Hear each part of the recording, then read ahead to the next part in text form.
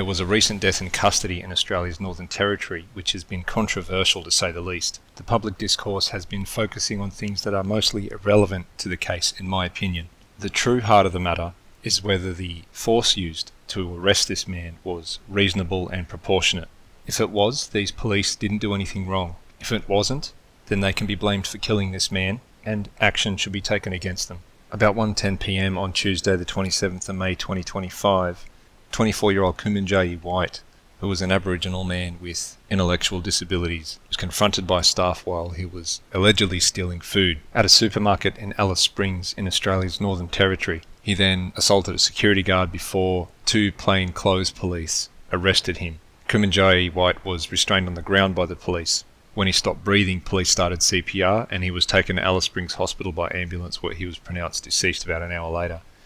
The autopsy since then has been inconclusive, so the cause of death is currently undetermined. Now, detectives from the Major Crime Section, with oversight from the Professional Standards Command, have started an investigation, and they've immediately started collecting evidence for the coroner, which is normal. The coroner investigates deaths that are violent, unnatural, unexpected. They can give directions to police, to forensic pathologists. They can order autopsies and seize documents and subpoena witnesses. They investigate every possible angle to determine how and why someone died. Once the coronial inquest is finished, they can comment on systemic issues and recommend changes to laws, policies, equipment, training, and the organisations those comments are directed towards have to provide an official response. If the coroner believes that an offence has been committed, they can pause the inquest and direct police to start a criminal investigation. Once that criminal investigation is finalised, they can return to the coronial inquest. But something unusual has happened. The police have started a criminal investigation on their own and then notified the coroner, which forced them to pause. Now let's put this all in context with the history of the people involved, the situation, and what was happening beforehand. By the way, Kumanjayi is not his real name. It's a term used in the area. It's a sort of respectful way to speak of the dead. Kumanjayi White had an intellectual disability. He had other medical issues like suffering from seizures. Members of his own family have stated that he was aggressive toward his relatives and they weren't able to care for him safely in his own community. What about his interactions with the justice system? Well, he had a history of allegedly committing offences like assault, theft, getting involved in police pursuits, traffic offences, assaulting police and other stuff, and he'd been arrested and charged a few times, but apparently never convicted of a crime due to his intellectual disabilities. Instead, he was put on non-custodial supervision. He lived in government-funded supported accommodation, and he had carers who looked after him. Were police justified in arresting him on the day that he died? Yes, I think they were. They had good reason to believe he was committing offences. He was stealing. He had been assaulting a security guard who tried to stop him from stealing. But were they justified in using force? Again, if he resisted arrest, then yes, they would be justified in using a reasonable and proportionate level of force to take him into custody. Were they justified in using force even though he had intellectual disabilities and other health issues? Whether or not someone has an intellectual, psychological or other medical issue, we can't simply permit people to victimise others in the community, commit offences, hurt people. So yes, at some point you may need to use force on someone who has disabilities to stop them. An example of this would be Joel Cauchi, who committed a mass stabbing in Bondi Junction. He was suffering psychosis due to schizophrenia, and police used lethal force to stop him in the middle of the attack. I think most people would agree that it's unreasonable to expect that police don't use a high level of force to stop someone who is murdering other people because the attacker is suffering mental health issues. The same principle applies if it's not murder but theft and assault. They may not understand what they are doing is wrong, but they still have to be stopped. We can use a proportionate level of force to the threat they pose to stop them. Some people are describing what happened in the supermarket in Alice Springs as a death sentence for shoplifting. This completely mischaracterises what happened. It was shoplifting to assault to resisting arrest, and then he's died in custody, which was never the intended outcome for police. Killing him for shoplifting would be outright murder, and I don't believe for a second that police intended to kill him. None of these things that we've talked about are really in question at all. The arrest is justified, using a certain level of force is justified. The question we really need to ask, and the thing that all of this hinges on, is whether or not the police used an appropriate level of force. Could they have reasonably handled things differently? Should they have foreseen that their actions might kill this man?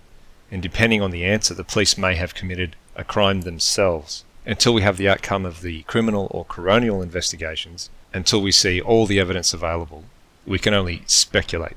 So let's speculate.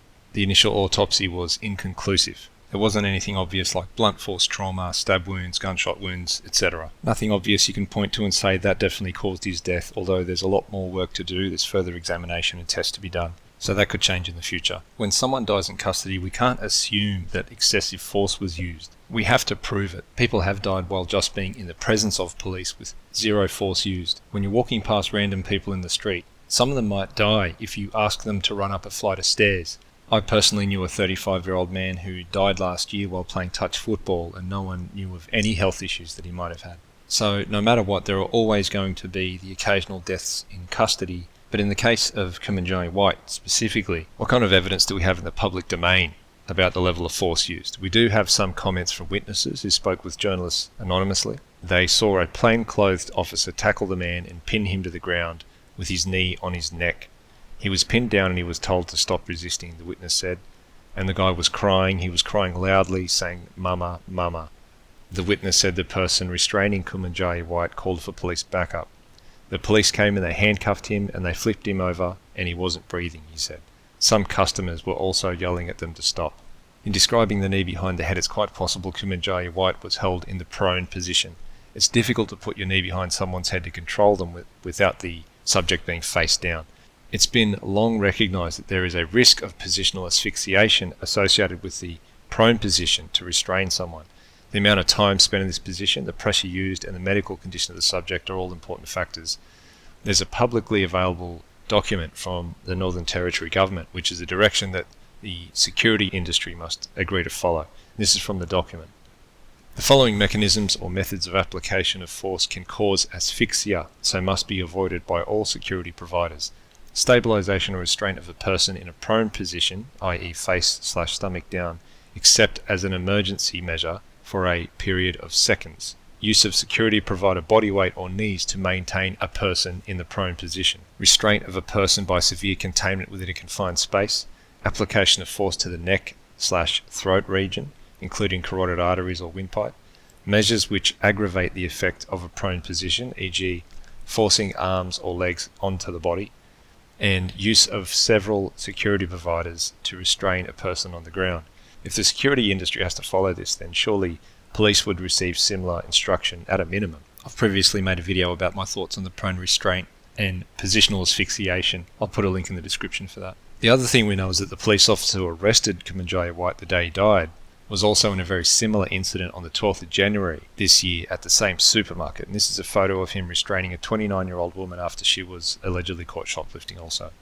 If this is what he did in the more recent incident, if he put him there and held him in this position for an extended period of time, he fucked up. There are several other things that make me concerned that this is what happened, including the fact that Kumanjayi White was pleading for his mother. People tend to go into a sort of panic mode. They're trying to survive. They start doing things like pleading, asking for their mother. Meanwhile, the person restraining them thinks they're acting it up.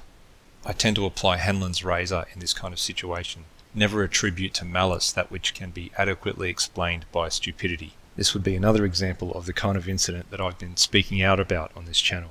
But this may not have happened. We don't know yet. I'm going to wait until the police and the coroner finish their investigations before I say anything else. What about the CCTV or body-worn video? Why don't we have that yet?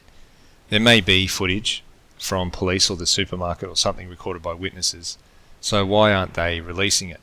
It's all about ensuring a fair trial. If people are influenced and make up their mind before they go to court, especially the judge, jury, witnesses, that's what you call a kangaroo court. There's no point even having the justice system in the first place. We can all just make up our minds, rely on our biases, so this risk of bias can subvert the whole thing. If we want to see true justice, then this sort of thing is absolutely critical. I see a lot of comments about how police are hiding something when they refuse to release footage, but you really should be thinking the opposite, that they're trying to influence you in their favour before the court proceedings are underway. If they're not releasing footage, that's actually a good sign. So don't demand footage from the police, be patient and wait until the official process is completed. Then the courts can release the evidence they used to make their own decisions, and you can see how they came to their conclusions. We've got to be patient and let the process take its course. Many have called for an independent investigation because they don't believe Northern Territory Police are capable of doing it properly. That's a whole other rabbit hole I'm not going to go down today.